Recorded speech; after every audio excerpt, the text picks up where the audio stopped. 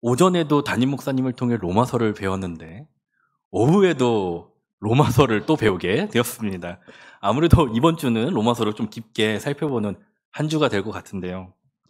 혹시 저번 주에 우리 담임 목사님께서 그 야고보서를 설교하시면서 마틴 루터에 대한 이야기를 잠시 언급하셨습니다. 네, 마틴 루터가 야고보서를 어떻게 생각하셨는지 혹시 어떻게 생각했다고 했는지 혹시 저번 주의 이야기가 기억나시나요? 네, 기억이 곳곳에서 많이 들리시네요. 네. 지푸라기 서신이라고 말을 했습니다. 왜냐하면 그만큼 루터는 야고보서는 중요하지 않은 서신서라고 생각했던 것 같습니다. 그러면 반대로 이번 주는 반대로 그러면 마틴 루터가 정말 사랑했던 서신서는 과연 무엇이었을까요? 네. 물론 제가 지금 이렇게 말씀을 드리니까 오늘 저희가 함께 읽었던 로마서가 있겠죠. 네. 있으니까 제가 이런 말을 드렸을 텐데 또 하나가 있습니다. 갈라디아서입니다. 왜 이토록이나 루터가 로마서와 갈라디아서를 좋아했냐면 바로 이 신칭이라는 교리 때문입니다. 뭐 말이 좀 어려울 수 있는데 이미 성도님들 다 아시는 말입니다. 믿음으로 의롭다함을 얻었다라는 말인데요. 네.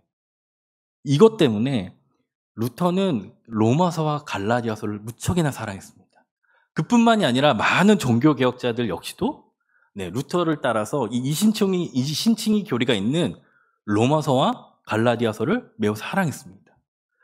그런데 여기서 문제가 하나 발생했어요. 이게 뭐냐면 이 로마서와 갈라디아서에서 이 신칭이 교리가 너무 중요한 나머지 간과한 게 하나 있는데 그게 뭐냐면 바로 로마서가 서신서라는 사실입니다. 서신서가 이제 다른 말로 하면은 편지 아닙니까? 편지라는 건 어떤 쓰는 사람이 있고 대상자가 있고 그 대상자와 쓰는 사람 간에 어떤 상황이 있어서 그것을 전달하는 건데 이 로마서는 단순히 이신칭이만을 이해하면 끝나는 그런 서신서가 아니라 로마에 있는 이 로마 교회도 이해를 해야 되고 당시 쓰고 있는 바울도 이해를 해야지만 이 이신칭이 교리가 정말 무엇을 의미하는지 이 로마서가 정말 이야기하고 싶은 것이 무엇인지를 분명하게 알 수 있다는 말씀입니다. 그런데 저희가 이제 시간이 한정적이시잖아요. 이제 오후에 또 이제 가정을 또 돌보러 가셔야 되는데 저희가 다 이야기할 수는 없고 간략하게 이 시간에는 과연 로마 교회는 과연 어떤 교회였고 어떤 교회였기에 바울은 이신칭이 교리가 써져 있는 로마서를 보내야 했는가 이걸 좀 간략하게 살펴보려고 합니다. 네, 로마 교회는 좀 독특한 교회입니다. 다들 아실 거라고 저는 생각하고 있는데 왜 로마서가 좀 독특한 교회냐면 이 교회가 어떻게 설립됐는지 어떻게 세워졌는지 정확하게 기록되어 있지가 않습니다. 예를 들어 저희가 모두 다 잘 알고 있는 것처럼 바울은 이방인의 사도로 부름을 받지 않았습니까? 그러니까 바울을 통해서 그 교회가 세워졌다든지 아니면 다른 사도들을 통해서 세워졌다 이런 게 아니라 이런 전혀 기록이 없이 로마 교회는 그냥 있었습니다. 그리고 한 번도 가보지 않았던 바울이 바로 이 로마 교회를 향해서 지금 편지를 쓰고 있는 건데 그럼 이 로마 교회는 과연 어떻게 생겼을까? 이거에 대해서 성경학자들은 또 연구를 합니다. 네, 이 견해에 대해서 많은 견해가 있지만 제가 생각할 때 가장 타당성이 있는 견해는 사도행전 2장에서 보여지는 오순절 성령 강림 사건을 통해서 아마 세워졌을 것으로 보여집니다. 오순절 성령 강림 때 어떤 일이 일어났나요? 네, 말한 것처럼 성령님이 임하셨죠. 근데 성령님이 임하셨을 뿐만 아니라 아주 독특한 사건이 하나 발생됩니다. 바로 방언을 제자들이 하기 시작했죠. 근데 여기서 말하는 방언은요, 저희가 지금 말하는 영적인 방언이라고 말하는 소위 말하는 저희가 전혀 이해할 수 없는 다른 나라, 이렇게 다른 세계의 언어 이걸 말하는 게 아니라 이언 방언을 말하고 있는 겁니다. 이언 방언. 다른 말로 말하자면 한 번도 가본 적 없고 한 번도 배워본 적 없는 언어로 제자들이 이야기하기 시작했다는 거예요. 과연 이때 어떤 말을 했을까요? 궁금하죠? 바로 이 오순절이란 기간이 바로 6월절 바로 뒤에 오는 절기였는데 6월절은 많은 유대인들이 다 모여서 예루살렘으로 모여야 하는 아주 큰 절기였습니다. 그러니 로마에 있었던 유대인들도 아마 예루살렘으로 왔을 겁니다.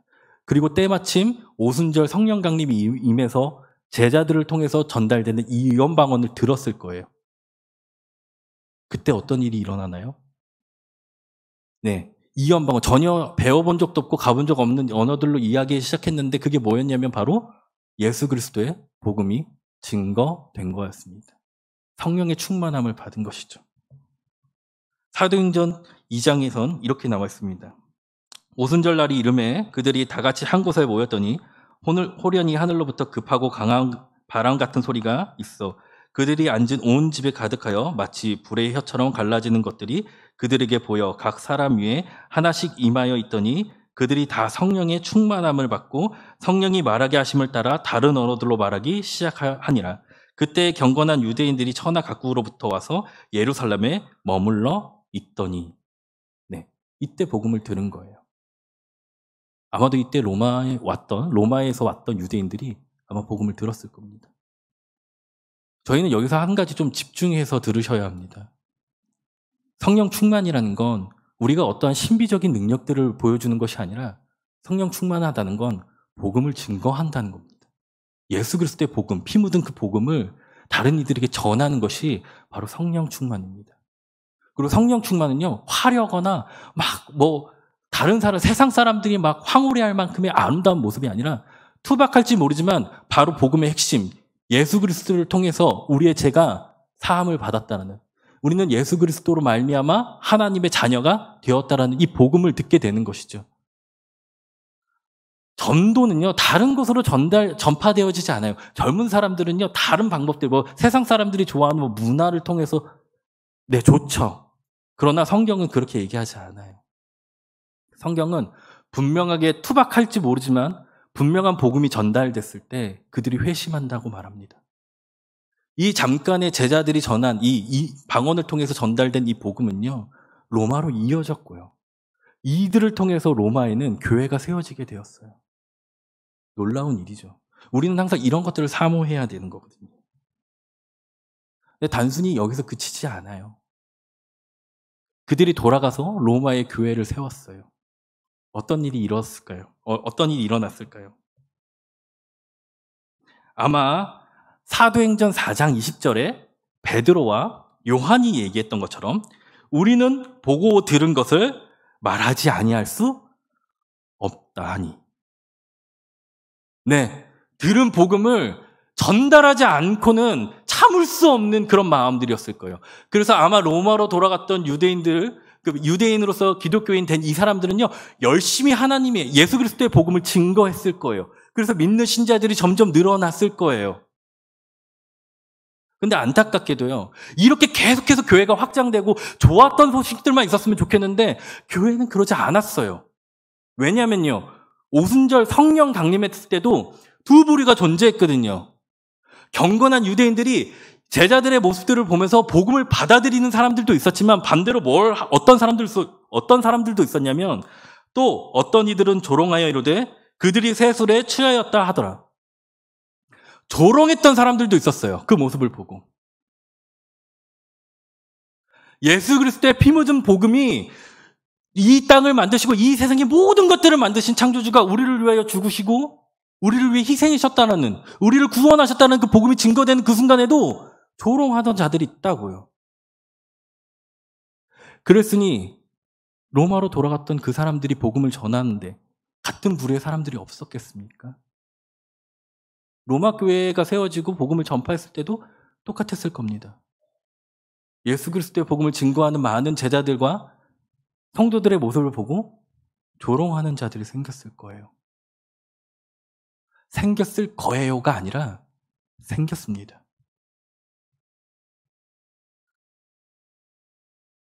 왜냐하면 당시에 이제 역사적 기록에 클라우디우스 황제라는 사람이 로마 이 시 안에 유대인과 유대인 기독교 간에 치열한 이런 싸움들이 있고 분쟁이 생기니까 결국 어떻게 하냐면 모든 유대인들을 로마에서 추방시켜버려요.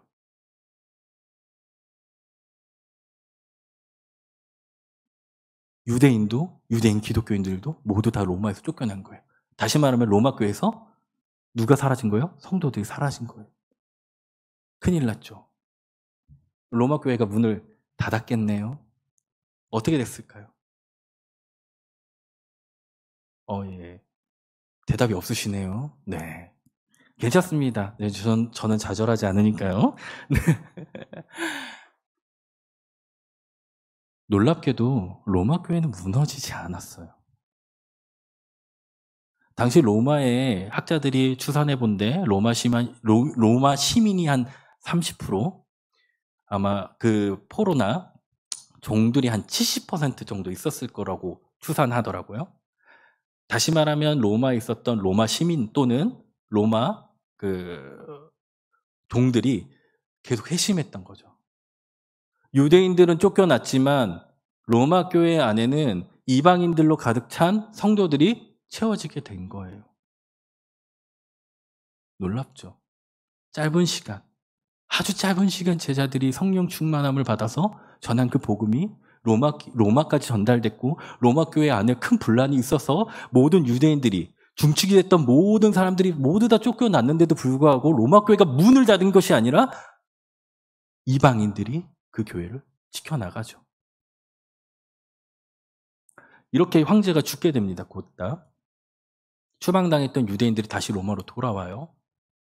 근데 그러면 이제는 모든 문제가 좀 해결됐잖아요. 그렇죠? 그러면 이제 로마 교회 안에 힘들었으니까, 아팠으니까 이제는 조금 기쁜 일들과 성도들 간의 교제가 충만했으면 좋겠는데 또 문제가 생겼네요. 뭐냐면 유대인 기독교인들은 자신이 드렸고 자신이 믿었던 방식이 있었어요. 예수 그리스도의 복음, 피 묻은 복음, 그걸 당연히 믿어야 되죠. 그걸 부정하는 건 아닙니다.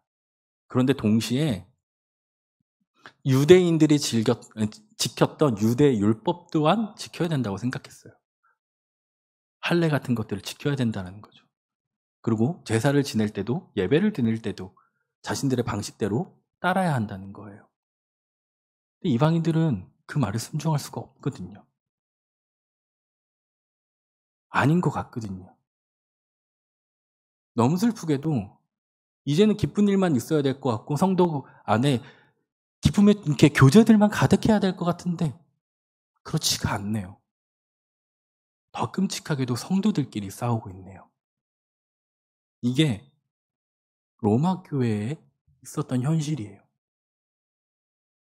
아마도 바울 역시도 이 소식을 들었던 것 같아요.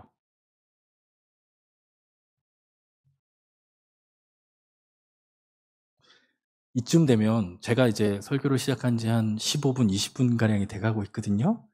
그러면 이쯤 되면 성도님들의 마음속에 이런 마음들이 조금씩 생기셔야 해요. 대체 본문은 언제 다루시는 거지? 아니 지금까지 수신자에 대한 설명만 이렇게 많이 하고 그럼 대체 오늘 본문은 언제 끝나는 거야? 이제 들어가요. 이제 중요해요. 자, 지금까지 들으셨죠? 로마 교회 상황이. 제가 이 상황을 얘기하면 대충 알아듣시는 이렇게 성도님들도 계실 거예요. 제가 뭘 말하고 싶은 건지. 지금 바울이 뭘 하고 싶다고 얘기했나요? 저희가 함께 읽었던 본문에서 그러므로 나는 할 수 있는 대로 로마에 있는 너희에게도 복음 전하기를 원하노라. 다시 한번 물어볼까요? 로마 교회 성도들 복음 모릅니까? 복음 모르시는 것 같아요? 로마 교회 성도들은 도무지 복음을 모르는 것 같아요? 아니죠. 누구보다 잘 알고 있어요. 그래서 핍박 가운데에서도 그 교회를 지킨 거잖아요. 그 어려움 가운데서도 복음을 전했던 거잖아요. 어찌 보면 저희들보다도 더 뜨거운 열망과 열심이 있었던 사람들이에요. 복음을 모르지 않는데 바울은 지금 로마 교회 성도들에게 복음 전하기를 원한대요. 무슨 말씀인지 이제 좀 이해가 되시나요?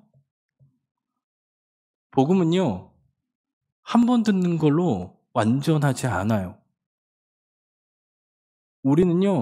저희들은요, 날마다 복음 앞에 매일같이 서야 해요. 우리는 매일같이 복음을 들어야 해요. 왠지 아시나요? 우리가 죄인이기 때문에 그래요.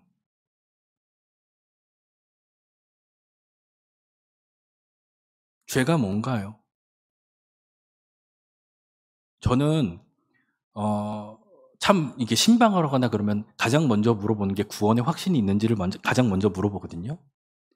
그 다음으로 물어보는 게 믿음이 있는지를 물어봐요. 그 다음에 항상 다음으로 보는 게 죄가 뭔지를 물어봅니다. 저는 어려서부터 교회를 다녔는데 제가 죄인이라는 사실은 참 많이 들었거든요. 인간이 죄인이라는 사실은 참 많이 들었는데 죄가 정확하게 뭔지를 잘 모르겠더라고요. 내가 죄가 뭐지? 라고 생각해보면 거짓말한 거, 남을 좀 미워한 거, 시기 질투한 거, 다시 이렇게 돌아보면서 얘기를 하면 이게 죽을 죄인가요? 이게 끔찍한 죄예요? 그 정도 죄는 아닌 것 같죠.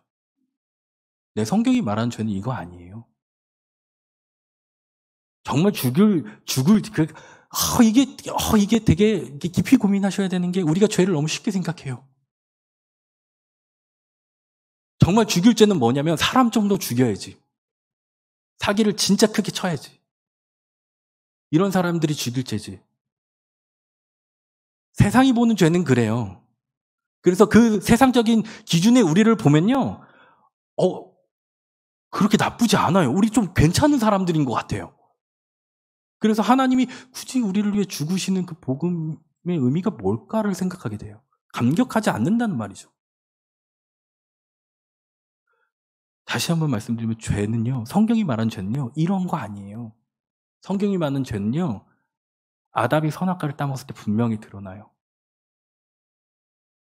하나님이 아담을 만드셨어요. 죄가 오기 전까지는 아담과 하와가 항상 하나님과 아담이 항상 같이 교제했어요. 동산을 같이 거니셨어요. 근데 제가 아담 안에 들어오니까, 인류 안에 들어오니까 어떤 일이 일어나요? 아담이요. 하나님을 피해요. 숨어요.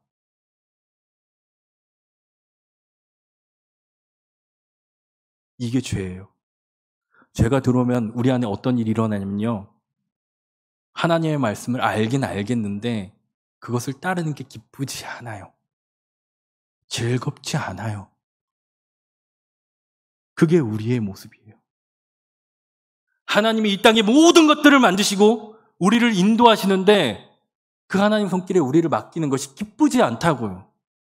내가 원하는 대로 살고 싶지 하나님이 원하는 대로 사는 게 쉽지 않단 말이에요. 직장 생활을 하시면서 그런 거 많이 느끼시잖아요. 세상에 오는 유혹들 많으시잖아요. 하나님이 뭘 기뻐하는지 우리 알아요. 근데 그대로 살아가는 건 쉽지 않아요. 그래서 우리는 날마다 복음 앞에 우리를 비춰가야 해요. 주방에서 쓰는 칼을 있으시죠? 하나쯤은? 다 있으시죠? 칼을 오래 쓰면 어떻게 되시나요? 잘 안 드시죠? 그게 우리의 신앙과 비슷합니다. 우리가 믿음을 한때는 뜨거웠던 그리고 지금 뜨거운 그 믿음을 가지고 세상 가운데서 뒹굴고 세상 가운데 싸우다 보면 무뎌져요. 우리의 죄성이 여전히 세상을 즐거워하고 세상을 기뻐하기 때문에 그것을 쫓아가고 싶은 마음들이 너무 많아져요.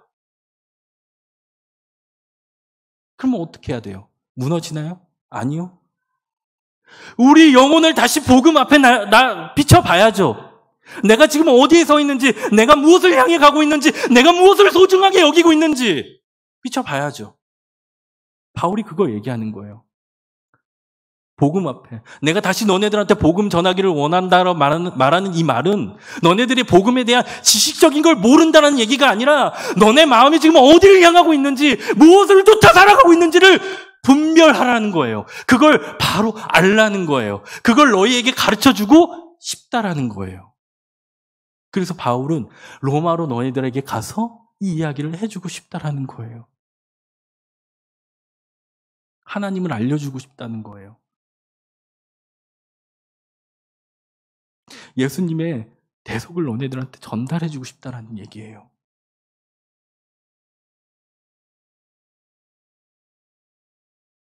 그래서 우리는 끊임없이 복음 앞에 서야 해요. 그러면 우리는 날마다 그러면 말씀을 열심히 공부하고 성경 공부를 열심히 하고 그걸로 족할까요?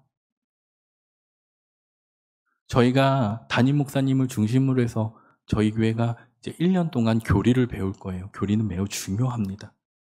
앞서 말한 것처럼 구원의 확신이 구원이 무엇인지, 믿음이 무엇인지, 죄가 무엇인지 이게 다 교리거든요, 사실은. 우리가 뭘 믿고 어떤 분을 믿고 그분이 우리에게 주시는 것이 무엇이고 그분이 우리에게 원하시는 것이 무엇인지를 깨달아 아는 것. 이게 교리인 거예요. 성경에 써져 있는 걸 잘 정리한 게 교리거든요. 그러면 그거 공부만 하면 되는 걸까요? 그러면 끝나는 걸까요? 그렇지 않아요.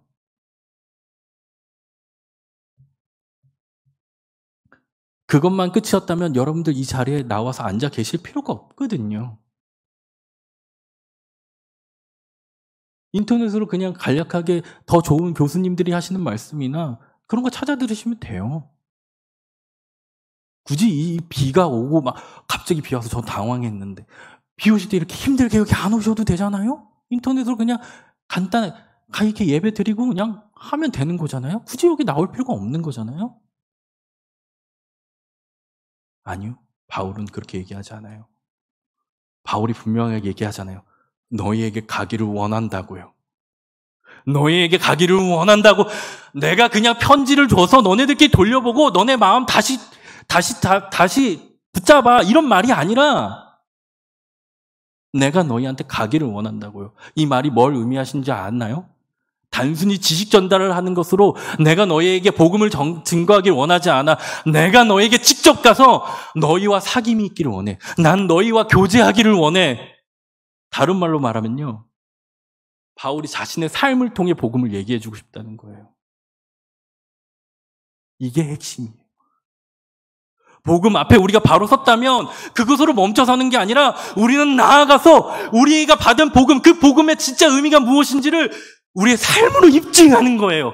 교리를 배우는 것으로 끝나는 게 아니라 아는 그 교리대로 살아가는 거예요. 오늘 우리가 담임 목사님 통해 배웠던 말씀처럼 하나님이 우리를 만드신 이유가 하나님을 찬양하고 영광을 올려드리는 존재로 만들었다면 우리의 삶 가운데서 그것을 실천하는 거예요. 일주일에 한 번 예배드리는 것으로 통치는 거 아니에요. 매일 묵상하는 거예요. 매일 그 복음의 말씀이 우리 마음 가운데 새겨져서 주님의 그 삶이 우리 삶 가운데 드러나도록 날마다 우리가 그 가운데 나아가는 거예요. 그래서 여러분들이 나온 거예요. 그래서 교회가 필요한 거예요. 주님이 우리를 사랑하듯 내 옆에 주신 이 지체들을 사랑하라고. 그래서 이 교회에 있는 거고 주님이 나를 용서하셨던 내 옆에 있는 지체들을 용서하라고 교회에 나오는 거예요. 아는 것으로 끝나는 게 아니라 아는 걸 실천하기에 교회에 나오는 거예요. 교회는 배우는 학교가 아니에요. 교제하는 공간이고 이 속에서 하나님을 발견하는 거예요. 서로 용서하고 하나님이 우리를 용서하고 사랑하셨고 그러하셨던 것처럼 용납하셨던 헌신하셨던 것처럼 우리도 우리 지체들을 위해 옆에 있는 우리의 같은 성도님들을 위해 헌신하고 용서하는 자들이 되어야 해요. 그게 복음이에요. 그게 믿는 거예요. 그 앞에 서야 하는 겁니다. 그래서 좁은 길이에요. 우리 가는 길 대로 아니에요. 아시잖아요. 일주일에 한 번 나와서 예배드리고 일주일에 한 번 나와서 봉사하는 것 그것이 우리 주님에게 드릴 수 있는 전부라면 그게 어떻게 좁은 길이에요? 너무 넓은 길이잖아요. 험한 길이어야 되는데 너무 편한 길이잖아요. 복음은 그런 것이 아니에요. 오늘 이 본문은 그것을 가지고 있는 거예요. 너네들 정말 복음을 알고 있니? 너네 오늘도 복음 앞에 섰니? 나는 너희들에게 다시 복음을 전하기를 원해. 그래서 나는 너희와 함께 교제하기를 원해. 이게 바울이 로마서를 쓴 이유예요. 주님의 사랑 안으로 다시 돌아오라고.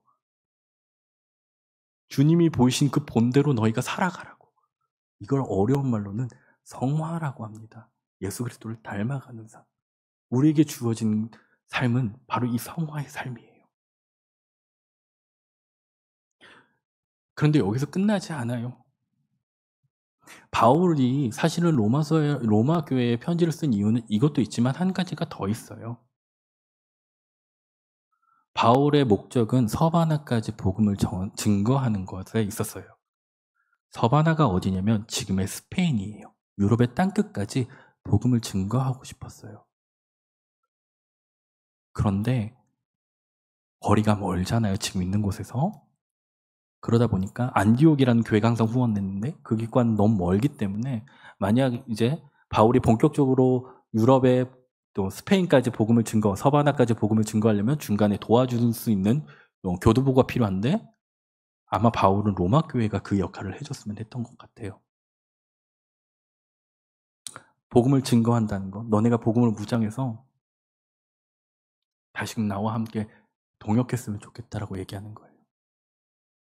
제가 이 얘기를 왜 하냐면요.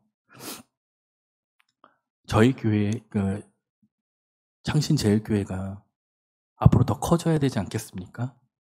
앞으로 더 많은 사역들을 감당해야 되지 않겠습니까? 주님이 허락하시면 더 많은 선교사들도 파송해야 되지 않겠습니까? 주님께서 허락하신다면 어려운 교회들을 또 도와야 되지 않겠습니까? 주님께서 또 은혜를 저희에게 더 허락하신다면 지역에 있는 가난하고 소외받은 이웃들을 위해 헌신해야 되지 않겠습니까? 우리는 더 많은 사역들을 감당해야 돼요. 여기서 멈춰 있는 것이 아니라 우리는 더 넓은 이들에게 하나님의 사랑과 하나님의 예수 그리스도의 복음을 증거해야 되는 역할들을 감당해야 돼요. 그거 소망하시잖아요. 그렇죠? 우리는 그 역할을 감당해야 될 거예요. 마치 바울이 더 앞으로 하나님의 많은 이들에게 더 복음을 증거하고 싶었던 것처럼 창신제일교회, 저희 교회도 그것들을 감당해야 될 거예요. 그러려면 뭘 해야 되냐는 거예요. 제일 중요한 거. 복음 앞에 우리가 서는 겁니다. 아는 것으로 끝나는 것이 아니라 그것을 실행으로 옮기는, 실천하는. 주님이 우리를 위하여 피 흘리셨던 것처럼 우리 지체들을 위해, 내 옆에 있는 지체들을 위해 나를 희생할 수 있는, 그래서 섬기고 봉사하고 용서하고 헌신하는, 나를 주장하는 것이 아니라 나를 내려놓는, 예수 그리스도께서 걸어가신 그 피 묻은 그 길을 쫓아가는 자들, 그 자들이 되어야 하는 겁니다.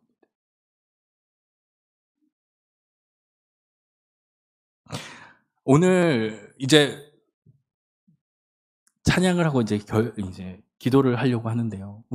저희가 앞서 불렀던 찬양입니다. 네, 불렀던 찬양, 다시 복음 앞에란 찬양인데요. 이 찬양이 참 어렵습니다. 이 찬양이 어려워요. 이렇게 찬양을 부르시기 어렵다라는 게 아니라요. 이대로 살아가기가 쉽지 않아요. 말로 가는 건 너무 쉬워요. 말로 동의하는 건 너무 쉬워요. 그런데 그렇게 살아가는 건 쉽지 않아요. 내 영혼을 죽여가면서 주님의 길을 쫓아가는 거, 죄가 가득한 나의 영혼을 돌이켜서 주님을 따라가는, 결코 쉽지 않아요. 그래서 결단하는 거예요. 결단하는 거라고요. 이 시간 이 찬양을 부르면서 결단하셨으면 좋겠어요. 다시 주님, 내가 다른 것 아니고 주님 그 복음 앞에 내가 설게요. 우리를 위해 헌신하신 그 주님의 그 모습을 내가 닮아갈게요. 내 삶의 모든 영역에서 주님을 예배하는 사람이 될게요. 주님을 즐거워하는 사람이 될게요. 근데 연약해요. 주님, 그러니 나를 좀 붙들어 주세요. 이렇게 결단하는 시간들이 되셨으면 좋겠습니다. 같이 찬양하도록 하겠습니다.